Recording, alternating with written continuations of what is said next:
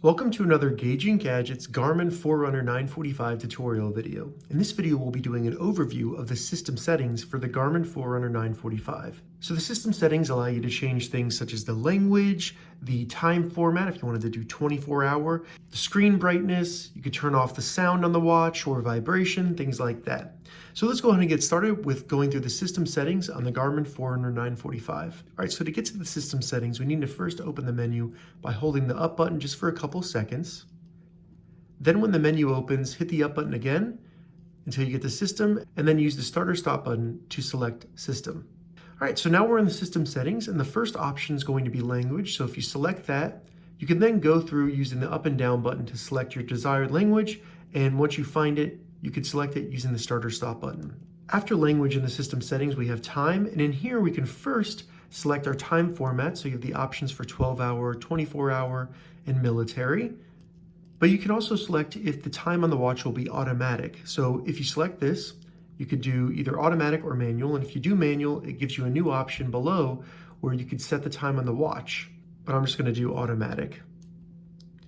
After set time, we have alerts, and this is pretty cool. You can set alerts on your watch so that the watch notifies you a certain amount of time before sunset. So I usually like to turn this on and have an alert for about an hour before sunset, just to make sure I get the dogs out, things like that. So I can go in there, configure that real quick. And now I've set up my alert. They also have same type of alerts for sunrise and hourly alerts as well, where it will actually alert you every hour. After alerts, we have sync with GPS, and if I select this, it'll use the GPS to set the time on the watch. So this is great if you're changing time zones a lot or areas a lot. It really updates it very quickly. After time in the system settings, we have the backlight settings, and these settings are actually separated into two areas. We have during activities and not during activities. The options are exactly the same, so I'm just going to go through not during activities. Once you get in here, it'll be keys and alerts as the first option, and that just means if you touch any of the keys or if there are any alerts, it turns on the backlight. You can turn that on or off, or you can even have it set to only be on after sunset to save some battery life. Next, we have gestures, and that's where if you turn the watch towards you, it'll automatically turn on the backlight. I usually like to turn that on, and you can also have that on after sunset as well. Once you turn that on, though, you will need to tell it which wrist. That just makes it more accurate, so I wear it on my left. Next, we have timeout, and this is how long the backlight will stay on before it times out. I currently have it on no timeout just for filming, but I usually like it on around 15 seconds, maybe 8 seconds, just to save some battery life. After that, we have the actual screen brightness. Right now I have it on 100 just for filming this, but I typically prefer it on around 20%, and that gives me a pretty good battery life. All right, so going back to the system settings, we have sounds after backlight. So we'll go in there. First is going to be keytones, and this is where if you turn it on, anytime you hit a button on the watch, it'll make a noise. So this can be useful for some people, but I find it a little bit annoying. Next, we have alert tones. And this is where any alerts or notifications on the watch will just make a little beep, just like it did with the keytones. So you can set that to be on, off, or during activities only. I'm actually going to turn that off because it gets a little bit annoying if I'm doing yoga or on a hike. After alert tones, we can turn on or off vibrations on the watch. And then after vibrations, we have key vibe. And that's where if you hit a button on the watch, it'll actually vibrate the watch. So going back to the system settings, next we have do not disturb. We'll go into do not disturb. First, we have the ability to turn it on or off, and do not disturb stops any notifications or vibration, noises, or even the backlight from turning on. So maybe if you're in a situation where you don't want any of that to happen, you can quickly turn that on, and then you will not be disturbed. You also have the ability to have it automatically turn on do not disturb during set sleep times that you configure in the Garmin Connect app on your phone. So you could set those and then have it automatically turn on do not disturb during those times. Going back to the system settings, next we have hotkeys. This is one of my favorite features here. So we'll go in there, and this is where you can set different keys if you hold them down, or even combinations of keys to open up different items on the watch. So we'll do a quick example with start and down. So basically, if I hold start and down at the same time for just a second or two, it'll bring up whatever item I choose. So let me go through the list so you can just see all the available options. There's a ton of them. MOB is man overboard.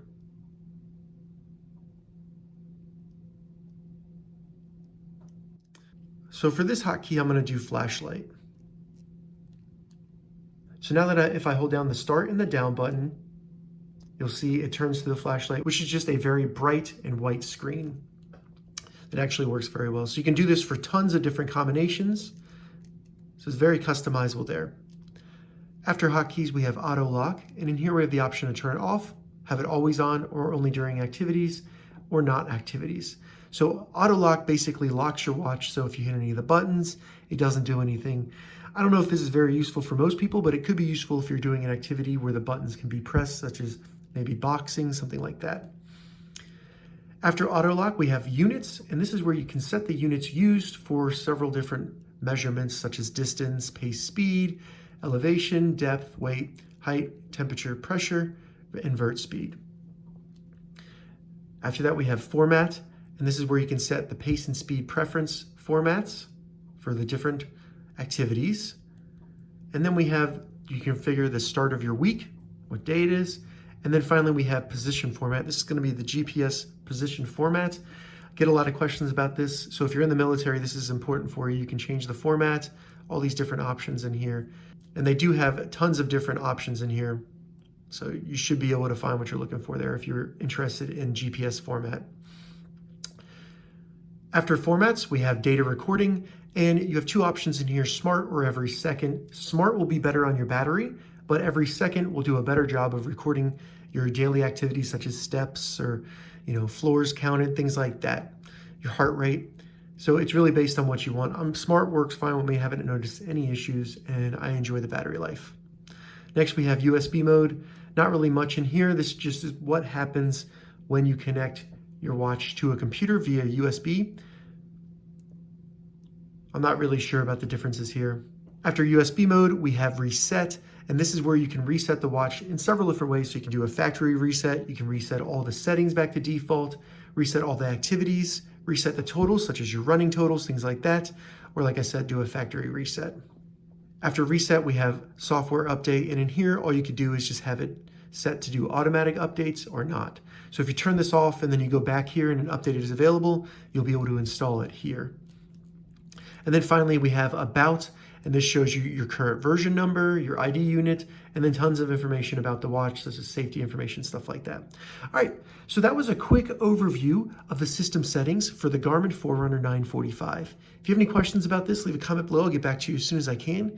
If you'd like to see more Garmin Forerunner 945 tutorial videos, check the links in the description.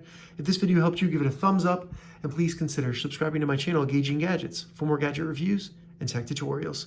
Thank you so much for watching.